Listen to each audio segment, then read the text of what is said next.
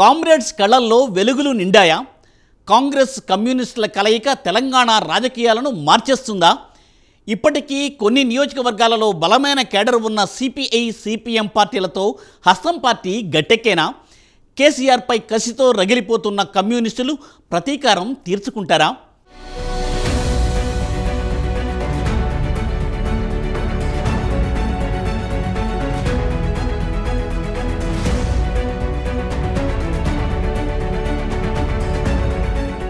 తెలంగాణలో వచ్చే ఎన్నికల్లో కాంగ్రెస్తోని కమ్యూనిస్టులు నడిచేందుకు సిద్ధమయ్యారు. తాజాగా కాంగ్రెస్ పార్టీ స్క్రీనింగ్ కమిటీ సమావేశం జరిగింది. ఈ సమావేశంలో ఎర్ర పార్టీలకు సంబంధించి కీలక నిర్ణయం తీసుకున్నారు. సిపిఐ సిపిఎం పార్టీలకు చెరో 2 సీట్లు ఇవ్వాలని కాంగ్రెస్ నిర్ణయం తీసుకుంది. మొదటగా 2 పార్టీలకు చెరొక సీటు ప్రతిపాదనను కాంగ్రెస్ పార్టీ తీసుకొచ్చింది. అయితే కమ్యూనిస్టులు ఈ ప్రతిపాదనను తిరస్కరించారు. దీంతో చెరో 2 స్థానాల్లో టికెట్లు ఇవ్వాలని హస్తం పార్టీ నిర్ణయం తీసుకుంది. సిపిఐకి కొత్తగూడెం, మునుగోడు నియోజకవర్గాలు ఇవ్వాలని కాంగ్రెస్ పార్టీ యోచిస్తోంది. సిపిఎంకు భద్రాచలం, మిర్యాలగూడ ఇవ్వాలని అనుకుంటోంది. భద్రాచలం నియోజకవర్గంలో ఇప్పటికీ అక్కడ కాంగ్రెస్కు సిట్టింగ్ ఎమ్మెల్యే ఉన్నప్పటికీ సిపిఎంకి ఇవ్వాలని స్క్రీనింగ్ కమిటీలో నిర్ణయం తీసుకుంది. భద్రాచలం సిట్టింగ్ ఎమ్మెల్యే పొదెం వీరయ్యకు పినపాక నియోజకవర్గానికి పంపిస్తోంది.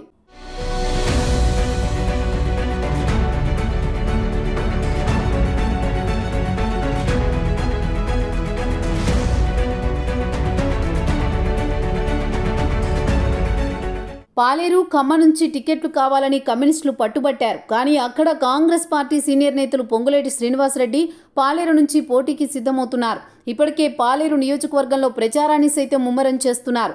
ఖమ్మం నుంచి తుమ్మల నాగేశ్వరరావు బరిలో నిలవనున్నారు. దీంతో కమ్యూనిస్టులకు కాంగ్రెస్ పార్టీ అక్కడి నుంచి టికెట్లు ఇచ్చేందుకు నిరాకరించింది. కేసీఆర్ కొట్టిన దెబ్బ నుంచి కామ్రేడ్లు త్వరగానే కోలుకున్నారు. గతంలో మునుగోడు ఉప ఎన్నికల్లో బీజేపీ దూకుడు మీద ఉండడంతో కేసీఆర్కు గెలవడం తప్పనిసరైంది. కోమటిరెడ్డి రాజగోపాల్ రెడ్డి బీజేపీ తరపున పోటీ చేయడం, అంతకుముందు జరిగిన ఎన్నికల్లో ఆయన విజయం సాధించడంతో బీఆర్ఎస్లో ఒకంత ఆందోళన నెలకొంది.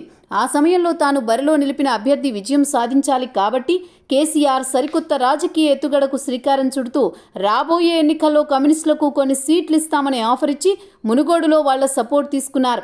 ఇలా మునుగోడు ఉప ఎన్నికల్లో గులాబీ పార్టీ విజయానికి తోడ్పాటు అందించారు కామ్రేడ్లు. అయితే ఇటీవలే ఉభయ కమ్యూనిస్టు పార్టీలకు షాక్ ఇస్తూ కేసీఆర్ రాబోయే ఎన్నికలకు ఏకంగా 115 స్థానాల్లో అభ్యర్థులను ప్రకటించి సింగిల్గానే ఎన్నికల బరిలోకి దిగుతామంటూ తేల్చి చెప్పారు. దీంతో తమని వాడుకుని వదిలేసిన కేసీఆర్కు చెక్ పెట్టాలని చూస్తున్న కామ్రేడ్లు కేసీఆర్ మీద ఆరోపణలు చేయడం మొదలుపెట్టారు. ఇదే అదనుగా కొత్త పొత్తుల కోసం చూస్తున్న కామ్రేడ్లకు కాంగ్రెస్ తమ హస్తం అందించినట్లు తెలుస్తోంది. ఎన్నికలకు నోటిఫికేషన్ రావడంతో కాంగ్రెస్ పార్టీ అసెంబ్లీ సీట్ల కసరత్తును వేగం చేస్తూ సిపిఎం సిపిఐకి చెరో 2 సీట్లు ఇవ్వాలని నిర్ణయించింది.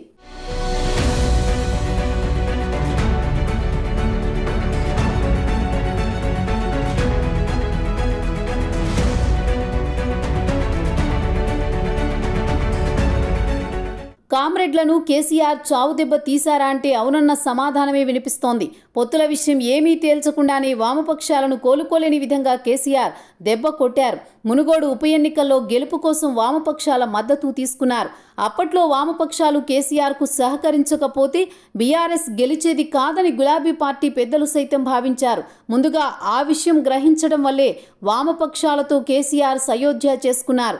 నిజానికి అప్పట్లో వామపక్షాలు సహకరించింది రేపటి ఎన్నికల్లో పొత్తు పెట్టుకుంటానని కేసీఆర్ మాట ఇవ్వడంతోనే. ఈ విషయాన్ని వామపక్షాలు చాలాసార్లు బహిరంగంగానే గుర్తు చేశారు. అయితే ఈ మధ్య కాలంలో వామపక్షాలతో పొత్తు పెట్టుకునేందుకు కేసీఆర్ మాత్రం ఇష్టపడలేదు. పొత్తు విషయాన్ని తేల్చుకునేందుకు వామపక్షాలు ఎన్ని ప్రయత్నాలు చేసినా కేసీఆర్ పడనీయలేదు. అసలు ఎర్ర పార్టీ నేతలకు అపాయింట్మెంట్ కూడా ఇవ్వలేదు.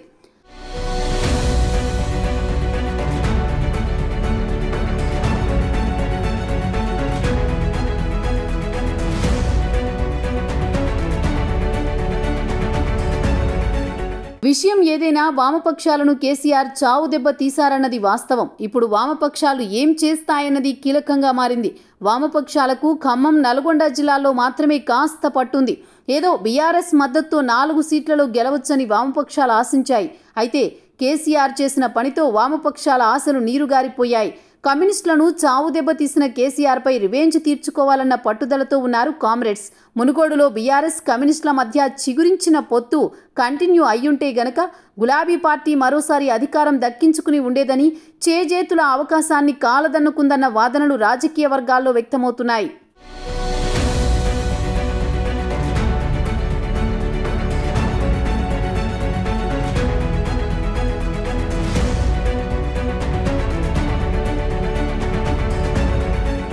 పొత్తుల విషయంలో, పోటీ చేసే విషయంలో ఏదో ఒకటి తేల్చి చెప్పాలని కమ్యూనిస్టు నేతలు ఎన్నిసార్లు అడిగినా, డెడ్లైన్లు పెట్టినా కేసీఆర్ లెక్క చేయలేదు. అప్పుడే అర్థమైపోయింది వామపక్షాలతో పొత్తుకు కేసీఆర్ ఇష్టపడడం లేదని. అదే విషయాన్ని కేసీఆర్ తేల్చి చెప్పేశారు. 119 నియోజకవర్గాల్లో 115 చోట్ల అభ్యర్థులను ప్రకటించేశారు. దీంతో జాతీయ రాజకీయాల్లో ఇతర పార్టీల అధినేతలు కేసీఆర్ను ఎందుకు నమ్మడం లేదన్న విషయం తాజాగా మరోసారి బయటపడిందని పరిశీలకులు అంటున్నారు. అవసరానికి ఏదో ఒకటి చెప్పేయడం, తర్వాత మాట దాటేసి తనిష్టం వచ్చినట్లు వ్యవహరించడం కేసీఆర్కు బాగా అలవాటు అన్నది మరోమారు రుజువైందని, దీంతో తమను వాడుకుని వదిలేసిన గులాబీ బాస్ను గద్దెదించాలని ఎర్ర పార్టీలు కాంగ్రెస్తో జతకట్టాయి.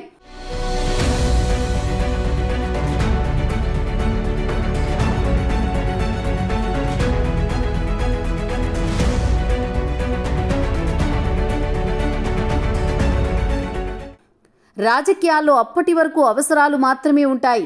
ఒక్కసారి అవసరాలు తీరాయా ఇక అంతే సంగతులు. అది ఏ పార్టీ అయినా సరే ఇదే విధానాన్ని అనుసరిస్తుంది. దీనికి ముఖ్యమంత్రి కేసీఆర్ కూడా అతీతం కాదు. తన అవసరం తీరే వరకే కమ్యూనిస్టు పార్టీలతో ఉన్నారు. ఆ తర్వాత కటిఫ్ చెప్పి తన దారి తాను చూసుకున్నారు. మునుగోడు ఉప ఎన్నికల సమయంలో కమ్యూనిస్టులు కేసీఆర్కు ఇచ్చిన ప్రాధాన్యం చూసి ఆ పార్టీ నేతలు పొంగిపోయారు. ఎన్నికలైన తర్వాత వారికి అసలు సినిమా కనిపించింది. మునుగోడు ఎన్నికలప్పుడు లభించిన రాచ మర్యాదలు ఆ తర్వాత కనిపించలేదు. ప్రగతి భవన్ గేటు దగ్గర కూడా వారికి అనుమతి లభించలేదు. అప్పటి నుంచి ప్రతీకారంతో రగిలిపోతున్న ఎర్ర పార్టీలు కాంగ్రెస్తో జత కలిసి గులాబీ పార్టీని గద్దెదించాలని ముందుకు సాగుతున్నాయి. తెలంగాణలో కమ్యూనిస్టు పార్టీలకు చట్టసభలో ప్రాతినిధ్యం లేకపోయినా క్షేత్రస్థాయిలో మాత్రం బలమైన క్యాడర్ ఉంది. ఇప్పటికీ వామపక్షాలకు చెందిన విద్యార్థి, ఉద్యోగ, కార్మిక సంఘాలు చురుకుగా పనిచేస్తున్నాయి. ఎర్రజెండా పార్టీలకు ఓట్లేసే సాంప్రదాయ ఓటర్లు కూడా ఇంకా ఉన్నారు. అందుకే ఏ ఎన్నికలు వచ్చినా రాజకీయ పార్టీలన్నీ కమ్యూనిస్టుల మద్దతు కోసం చూస్తుంటాయి. ఇప్పుడు కమ్యూనిస్టులు కాంగ్రెస్తో జట్టు కట్టడం తెలంగాణ రాజకీయాల్లో పెనుమార్పులకు దారి తీస్తుంది అన్నది ఎన్నికల్లో తేలనుంది.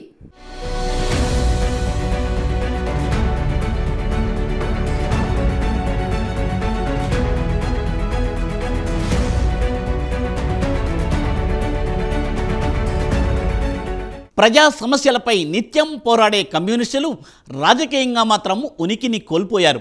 ఏదో ఒక పార్టీతో పొత్తు పెట్టుకుంటే తప్ప అసెంబ్లీలో ప్రాతినిధ్యం దక్కేలా లేదు. ఎన్నికలకో పార్టీతో పొత్తులు పెట్టుకునే కమ్యూనిస్టుల ప్రయాణం ఈసారి కాంగ్రెస్తో సాగనుంది. మరి ఈ కూటమి కేసీఆర్ను గద్దె దించుతుందా లేదా అన్నది కాలమే తేల్చాలి.